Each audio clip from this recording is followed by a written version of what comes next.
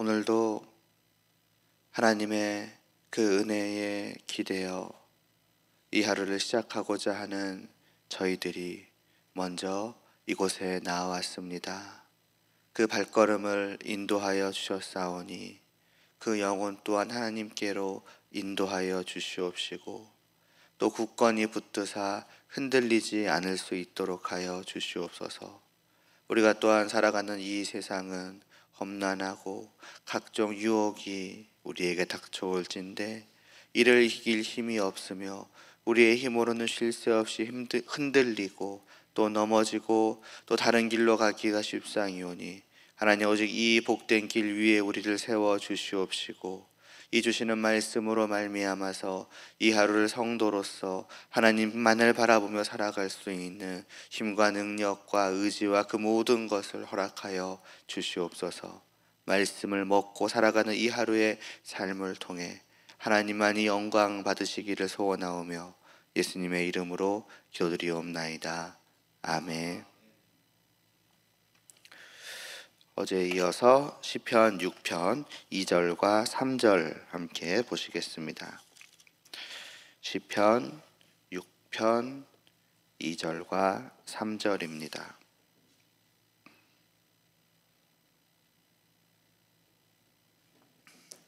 함께 봉독하겠습니다.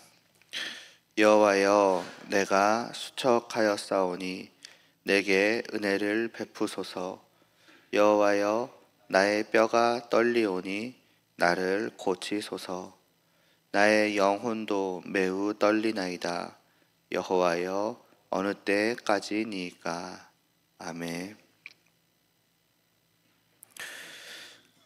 어제 보았듯이 시인의 이번 기도는 그냥 대적으로 말미암아 괴로워서 하나님께 구해달라고 구원해달라고 하는 것이 아니었습니다. 표현이 어떨지 모르지만 이번에 시인을 공격한 것은 사실은 하나님이셨던 거죠. 하나님께서 시인을 책망하시고 징계하시기 위해서 그 적들을 사용하신 것입니다. 말하자면 그 적들의 손에 이 시인을 넘겨주신 거죠.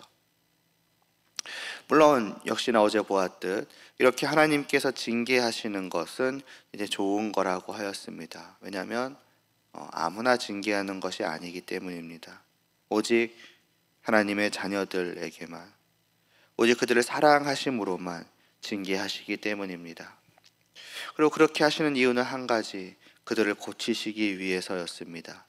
그들이 그릇된 길로 갈 때, 죄악으로 자기를 더럽힐 때에 하나님께서는 그들을 징계하사 그들이 자기의 잘못을 깨닫게 하시고 돌아오게 하시는 것입니다. 그러니까 징계는 받으면 좋은 것이고 받아야만 하는 것입니다. 그렇지 않으면 계속 죄를 짓고 내가 죄를 짓고 있다는 것도 모르고 그릇된 길로 나아가고 있다는 것을 모르거나 그냥 알아도 눈 감고 상관없다는 식으로 하나님이 없는 그 길을 계속 걸어갈 테니까요. 그러나 이처럼 하나님이 내리시는 그 징계가 나에게 지극히 좋다는 것을 안다고 할지라도 그 징계를 받는다는 것, 또 감당한다는 것, 그건 참 쉽지가 않습니다. 징계를 받을 때에 과연 누가 이건 지금 징계구나, 이걸 하나님께서 나의 죄 때문에 나를 책망하시는 거구나, 이걸 받아야지 내가 고쳐질 수 있고 돌아갈 수 있고 회복될 수 있는 것이니 참아야겠고 좋은 것이니 견뎌야겠다라는 생각을 할 수 있을까요? 물론 가벼운 징계라고 한다면, 가볍게 혼나는 정도라고 한다면 그럴 수 있겠습니다마는, 그러나 그런 생각을 할 수 있을 정도로 하나님의 징계와 책망은 가벼운 것이 아닙니다. 영화나 드라마 같은 데에서 자녀가 잘못을 했을 때 아빠가 예를 들어서 몽둥이를 들고 오시죠. 맞을 짓을 했기 때문이고 또 맞아야 정신을 차린다고 하는 거죠. 맞으면은 그런 잘못을 쉽게 반복하지 않게 되지 않겠습니까? 그러니 맞아야 하는 거고 맞으면 좋은 것이지만은, 그러나 그렇다고 해서 잘 견디는 자녀들은 없습니다. 여러 대를 맞아야 하지만 한 대만 맞아도 바로 주저앉고 아빠한테 그만 때려달라고 이제 싹싹 빌 것입니다. 그만큼 아픈 거죠. 하다못해 사람이 때리는 매조차도 그러하다는 것입니다. 하물며 하나님께서 때리신다면, 맞으면 그 매는 얼마나 더 아프겠습니까? 이 하나님의 징계를 받은 시인이 비록 그것이 하나님이 주시는 징계요, 사랑하는 자녀에게 주시는 것이요, 그래서 나를 위한 것이고 나에게 지극히 좋다는 것을 알았을 그 시인임에도 불구하고 그는 뭐라고 합니까? 책망하지 마시오며 나를 징계하지 마옵소서라고 합니다. 나를 더 책망해 주시고 더 징계해 주셔서 빨리 나를 고쳐 주시옵소서, 그런 식으로 말하고 있지 않은 것입니다. 이제 그만해 달라고 하고 있습니다. 왜 그렇습니까? 오늘 말씀에 나오는 거죠. 내가 하나님께 징계를 받았더니 어떻게 되었다고 합니까? 수척하여졌다라고 합니다. 시들어갔다는 표현입니다. 아름답게 폈던 꽃이 시들시들해져 가는 것을 상상해 보시면 됩니다. 생명이 빠져나가는 거죠. 색깔은 까맣게 변해가고 말라 비틀어지고 하지 않습니까? 마치 내가 그렇게 되고 있다라는 것입니다. 또 뭐라고 합니까? 아프고 괴롭고 힘들어서 몸이 떨리는 정도가 아니라 그 속, 그 뼈까지 떨린다라고 말하며 마음이 괴롭고 아프고 슬프고 힘든 것을 넘어서서 영혼까지도 매우 떨린다라고 말씀합니다. 그래서 말하는 거죠. 여호와여, 어느 때까지니까 제가 끝까지 감당하겠사오니 계속하여 주시옵소서가 아니라, 하나님 언제까지 이 징계가 계속되는 것입니까? 도무지 참을 수가 없는 것입니다. 버틸 수 있을 만한 매가 아니라는 것입니다. 시인은 자기가 지금 이렇습니다 라고 말하며 얼마나 아프고 또 괴롭고 슬프고 힘들고 무서워서 떨고 있는지를 알려줍니다. 상상을 훨씬 뛰어넘을 정도인 것입니다. 우리가 상상할 수 있는 아픔보다 훨씬 더 아프고 괴롭고 슬픈 것이고 힘든 것이요, 무섭고 두렵고 떨리는 것입니다. 그게 하나님의 징계, 하나님이 사람에게 드시는 매라는 것입니다. 실제로 이런 하나님의 징계를 받은 다윗은 하나님께 칼이 너의 집에서 영원히 떠나지 않을 것이다 라는 말씀을 들었습니다. 그리고 아들이 죽었고 또 다른 아들은 자기의 다른 아들을 죽이고 그 아들이 군사를 일으켜 자기를 죽이려고 달려들어 도망다니기까지 하였습니다. 그 아픔과 괴로움, 그 슬픔과 두려움은 그가 받은 그 어떠한 것과도 비교할 수 없을 정도로 컸을 것입니다.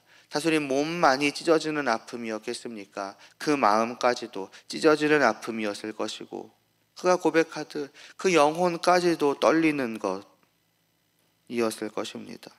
그래서 실제로 마치 피 마른다는 얘기를 하지 않습니까? 그의 생명이 마르는 것 같은 그러한 느낌을 받으며 하루하루 마치 시들어가는 듯 그것을 그는 경험하였을 것입니다. 죄라는 것, 이런 것이라는 사실을 우리는 다시 한번 알 수 있어야 하겠습니다.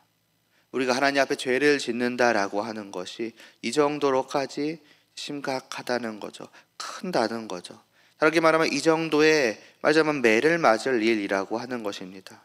그러니 어차피 죄를 지어도 뭐 가볍게 징계하시겠지, 돌아오라고 징계하시는 거라면서, 사랑으로 고쳐주시는 거라면서, 그럼 그냥 나무젓가락으로 몇 대 때리시거나 그냥 좀 말로 혼내고 마실 거고, 그러니까 버틸만 하겠지, 그러니까 그냥 죄 짓고 몇 대 맞자 라는 식으로 결코 가볍게 생각해서는 안 될 것입니다. 하나님은 분명히 너무나도 좋은 분이십니다. 사랑과 은혜가 넘치시는 분이십니다. 그러나 동시에 그 하나님은 참으로 거룩하신 분이셔서 죄와 악을 너무나도 싫어하시고 미워하시는 분이시며, 또 하나님은 의로우신 분이셔서 지은 죄에 알맞은 벌을 내리신다는 것을 또한 잊으면 안 됩니다. 앞서 다윗의 이야기를 잠깐 드렸습니다마는 그렇게 생각하실지도 모르겠습니다. 이렇게까지 하실 일인가? 그가 지은 죄에 비해서 너무나도 큰 벌이 아닌가? 거꾸로라는 것입니다. 우리가 봤을 때 이 정도로까지 징계하셔야 하는가라고 하는 것은 바로 그만큼 다윗의 죄가 크고 컸다는 것입니다. 물론 다윗은 이제 살인이라는 우리가 쉽게 생각해도 너무나도 큰 죄를 지었기 때문에 그런 생각을 하기 힘들지 모르겠습니다만은 잘 됐다. 그 정도 징계는 받아야지라고 생각할 수 있을지 모르겠습니다만은 이것은 결국 살인에만 해당되는 그러한 것이 아닙니다. 모든 죄가 다 이렇습니다. 실제로 이런 말씀을 전하다 보면은 애들은 그런 말 합니다. 다윗은 살인을 했잖아요. 그럼 제가 이제 되묻습니다. 그럼 살인을 안 한 다른 죄들은 다를까? 우리의 입장에서 보면은 다르죠. 살인은 너무나 크고 무거우니까 말 그대로 무기징역이나 사형에 해당하는 벌을 받아도 합당합니다. 그러나 다른 죄들은 그에 비하면 가볍게 여겨집니다. 그러나 하나님의 시선에서는 하나도 다를 바가 없습니다. 크고 작음이 우리의 눈에는 보일지라도 그러나 하나님의 눈에서는 그 모든 것들이 지극히 큰 죄입니다. 다 영원한 지옥으로 떨어져야 할 죄들 밖에는 없습니다.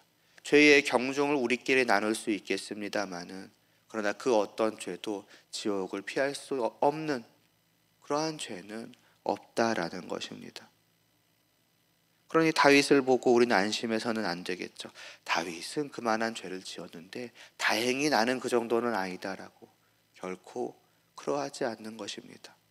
우리가 하루하루 지어가는 모든 죄들이 그만큼 심각하다라는 것을 알아야 합니다. 그러니 우리는 어떻게든 죄를 짓지 않고자 해야겠습니다. 그러나 그럼에도 불구하고 우리는 때때로 아니 수없이 죄를 지을 것입니다. 끊임없이 죄악의 욕망이 솟아납니다. 그게 너무나도 죄라는 것을 분명히 압니다. 그래서 어떻게든 견딥니다. 1초, 10분 참아냅니다. 그렇다고 그 죄의 욕망이 사라지느냐? 아니요.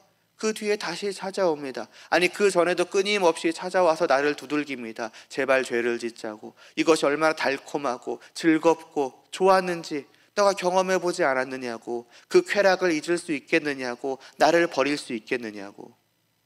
머리를 부여잡고 어떻게든 그 생각을 안 하려고 또 한 10초, 한 1분, 한 5분 참습니다.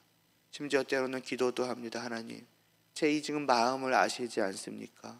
어떻게든 죄를 안 지으려고 하는 저를 아시지 않습니까? 그럼에도 불구하고 이 죄의 유혹이 너무나도 강렬하게 다가오고 제 그 옛 본성이 그것에 너무나도 끌려서 어찌할 바를 모르는 것을 알고 계시지 않으십니까? 하나님, 그러니 부디 저를 붙들어 주시옵소서. 기도도 합니다. 5분, 10분을 또 못 버티고 1시간을 못 버티고 어느새 이 정도로 말하자면은 견뎠으면은 참아냈으면은 그래도 잘하지 않았냐 하면서 그냥 아주 항복을 선언하고 그 죄를 짓는 그런 나를 보게 됩니다. 상상해서 얘기하는 얘기가 아니라 저의 실제 경험담들에 대해서 말씀하는 것입니다. 이게 어쩌다가 한 번 있는 일입니까? 수없이 매일의 삶 속에서 매주일, 그러니까 매주 반복되는 그러한 일들입니다. 그러나 그 모든 죄는 그만큼 크다는 거죠. 그리고 그것을 알매도 우리는 죄를 짓는다는 겁니다. 그만큼 연약한 자들이라는 거죠. 그리고 그런 우리를 하나님께서는 때로 징계하시겠죠. 그럼 그때는 어떻게 하면 될까요? 죄를 안 짓고 징계를 받지 않으면 가장 베스트이지만 결국 우리의 연약함이 이렇게 나를 이끈다면 어떻게 하면 될까요? 어쩌면 우리가 옛날에 부모님이나 선생님에게 하듯 하면 되지 않겠습니까? 못 버티겠어서 주저앉아서 그만 때려달라고 말을 해볼 수 있는 것입니다. 다윗이 했던 것처럼요, 시인이 했던 것처럼요, 그만 징계하여 주시옵소서, 그만 책망하여 주시옵소서. 다만 그때에 어떤 식으로 하나님께 말씀을 드리냐, 어떤 태도로 하나님 앞에 나아가느냐가 중요하겠지요. 2절에서 시인은 말합니다. 여호와여, 내가 수척하여 싸우니 내게 은혜를 베풀어 달라고 말입니다. 그러니까 당당하게 하나님께 그만하시라고 말하지 않았습니다. 마치 자기는 맞을 만한 짓을 하지 않았는데 왜 때렸느냐는 식으로 한 것이 아닙니다. 그럴 수가 없겠죠. 분명히 자기가 잘못을 했으니까요. 이렇게 하나님께 책망받고 징계받을 만한 큰 죄악을 나는 분명히 지었음을 아니까요. 그래서 결국 성도는 뭐라고 말할 수밖에 없느냐? 은혜를 베풀어 주시옵소서라고 밖에는 할 수 없는 것입니다. 비록 제가 죄를 지었지만 이렇게 강하게 징계받고 책망받고 수척해져가며 뼈와 영혼이 떨려가는 이 저를 불쌍히 여겨 주시옵시고, 그래서 그만해 주시옵소서, 멈춰 주시고 구해 주시옵소서. 제가 진실로 하나님 앞에 죄를 지었음을 깊이 깨닫고 회개하옵나이다. 마치 그런 말인 것입니다. 왜 이거를 은혜라고 할까요? 왜 사랑하셔서 주시는 선물이라고 할까요? 이미 여러 번 때리셨는데요. 이제 그만하셔도 되지 않겠습니까? 근데 앞서 말씀드린 그대로입니다. 원래는 계속해서 더 맞아야 하기 때문입니다. 이 세상에서 맞아본 적이 없는 아픈 매를 맞아서 수척하고 뼈와 영혼이 떨릴 지경에 이르렀다고 해도 그걸로는 아직 충분하지 않기 때문입니다. 심지어 멈추시기 전에도, 매를 드시는 그 중에도, 그 매가 우리를 고치시기 위함이라는 것을 떠나서도 이미 그 매 자체도 어떤 의미에서는 지극히 놀라운 은혜입니다. 왜냐하면 본래 우리가 받아야 할 그 징계를 온전히 우리에게 내리시지 않는 매이기 때문입니다. 앞서 잠깐 언급드렸듯 모든 죄에 합당한 벌은 하나입니다. 영원한 지옥의 심판입니다. 한 대 한 대가 말하자면 영원한 지옥의 심판을 받는 것이어야 합니다. 그러나 하나님은 성도를 사랑하시기에 그런 징계를 주시는 법이 없으십니다. 이 땅에서 비록 영혼이 떨릴지언정, 우리가 감당하기 어려울지언정, 그러나 실상은 우리가 맞아야 할 매보다 지극히 약하게 우리를 때리고 계시는 것입니다. 지옥불로가 아니라 사람으로 때리시는 정도, 그걸 정도라고 표현할 수 있겠습니까마는 그 환난 가운데 있는 자들은, 그러나 지옥불에 비하면 그 정도인 것입니다. 심지어는 그것을 중간에 거두시기까지 하신다. 그렇다면 그게 바로 선물 아니겠습니까? 꼭 선물은 눈앞에 좋은 것을 주는 것만이 선물이 아닙니다. 우리를 가장 괴롭고 슬프게 만드는 것을 온전히 주셔야 됨에도 불구하고 한없이 감하시고 심지어 거두어 가시기까지 하시며, 그것이 결국에는 좋은 것이요 은혜라고 할 수 있지 않겠습니까? 사랑하는 나를 위해 비록 매를 드셨지만, 그리고 원래대로라면 예를 들면 100대를 때리셔야 했지만 한 대만 맞고서도 아파 쓰러져 울며 하나님 앞에 무릎을 꿇고 용서해달라는 자녀를 보고서 불쌍히 여기사 그만하여 주신다면 그것이 은혜인 것입니다. 그리고 하나님은 바로 그런 분이십니다. 매정하시고 냉정하신 아버지가 아니십니다. 이전에 보았듯 은혜로우신 분이시서 우리를 사랑하시고 불쌍히 여기사 선물을 주고 또 주기를 하나님은 기꺼이 원하시는 그러한 분이시라는 것입니다. 그것이 우리를 향한 하나님의 마음이라는 것입니다. 그러니 우리가 기댈 것은 바로 그것인 것입니다. 그 하나님의 은혜에 기대는 것입니다. 그래서 부탁을 드리는 거죠. 그러나 그냥 아프기 싫다고, 그냥 내가 이렇게 아파하는 모습을 보고 울면 마음이 약해지시겠지라는 마음으로 하나님의 은혜를 이용하는 것은 또한 안 되지 않겠습니까? 진실로 내가 그렇게 징계를 받을 만한 짓을 했다는 것을 알고 그 나의 죄악을 깊이 뉘우치며 용서를 구해야 할 것입니다. 그것이 하나님의 은혜에 기대는 거고 은혜로우신 하나님께 기대는 것이 되겠지요. 그리고 그렇기 때문에 시인이 바라는 것, 시인이 바라는 은혜라는 것은 단순히 그냥 매를 때리는 것을, 그냥 그만 때려만 주시옵소서, 더 아프기 싫습니다만을 바라는 것은 아니었습니다. 다음 시간에 볼 그 뒤에 사편은 이렇게 말하죠. 여호와여 돌아와 나의 영혼을 건져 주시옵소서. 단순히 매를 그치소서가 아니라 돌아와 주시옵소서 하는 것이 그에 이어지는 간구였습니다. 이에 대해서는 다음 시간에 계속해서 보도록 하겠습니다. 기도드리겠습니다.